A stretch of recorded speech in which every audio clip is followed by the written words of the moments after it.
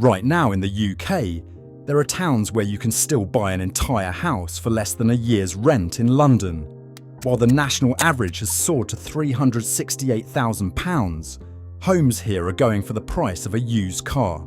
But major property analysts warn the window is slamming shut.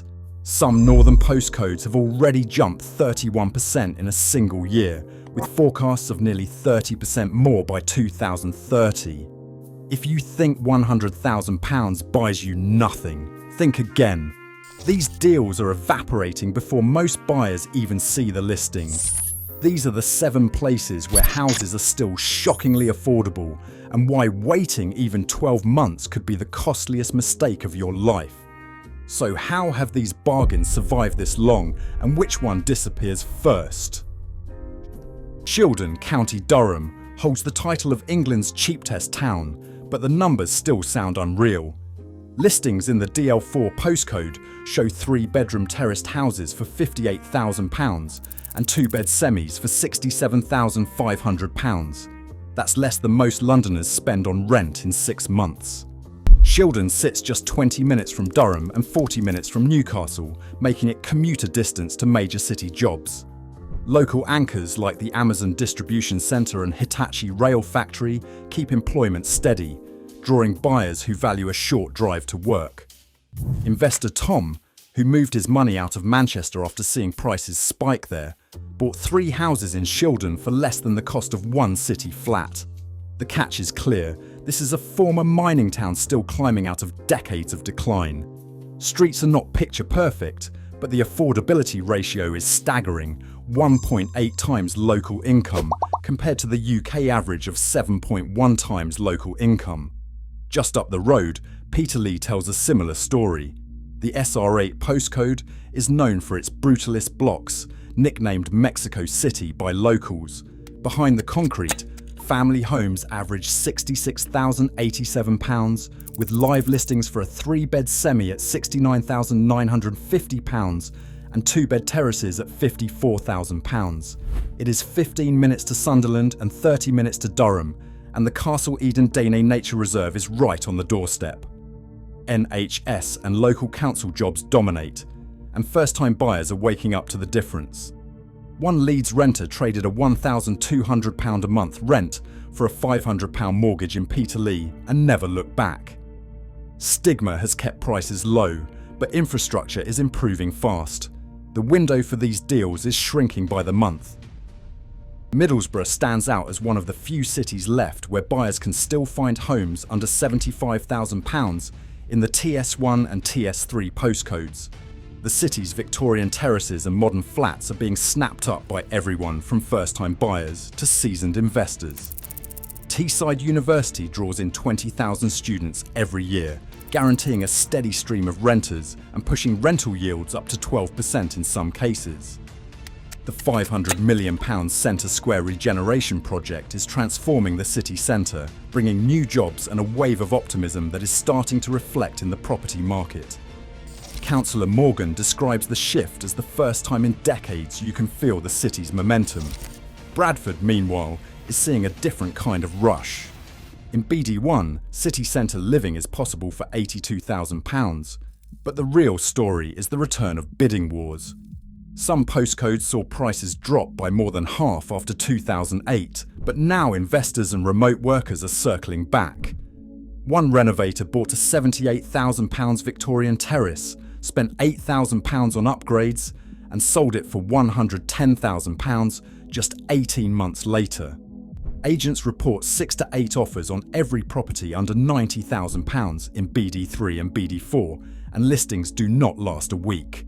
The message from the ground is clear. The days of cheap northern city homes are numbered, and the race is on before these bargains disappear for good. Burnley, Lancashire, is running out of time.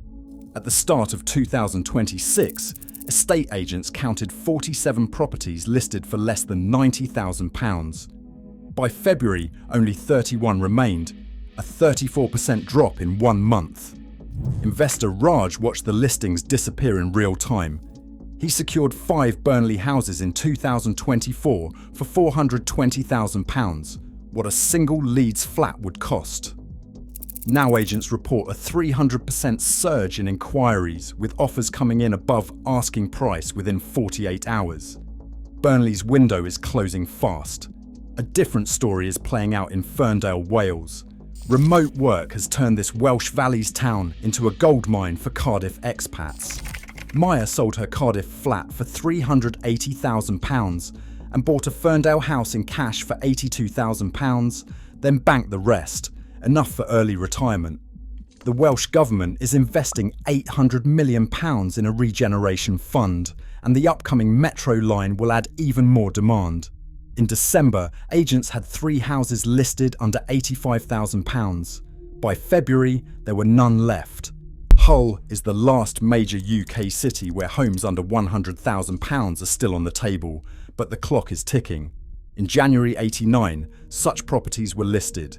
6 weeks later, only 34 remained, a 62% plunge. The city's deep water port is adding thousands of jobs, and as new buyers flood in, agents warn that by Christmas nothing in Hull will be under £100,000. The final bargains are vanishing in plain sight. Banks are scrambling to lend on these northern bargains, rolling out 95% mortgages that bring the deposit down to as little as £3,000, even for buyers with modest salaries. For a 2-bedroom terrace listed at £65,000, the upfront cash needed is less than what most renters pay for a London deposit. Lenders like Barclays and NatWest are greenlighting high loan-to-value deals in these postcodes, knowing the gap between mortgage payments and local rents is wider than ever.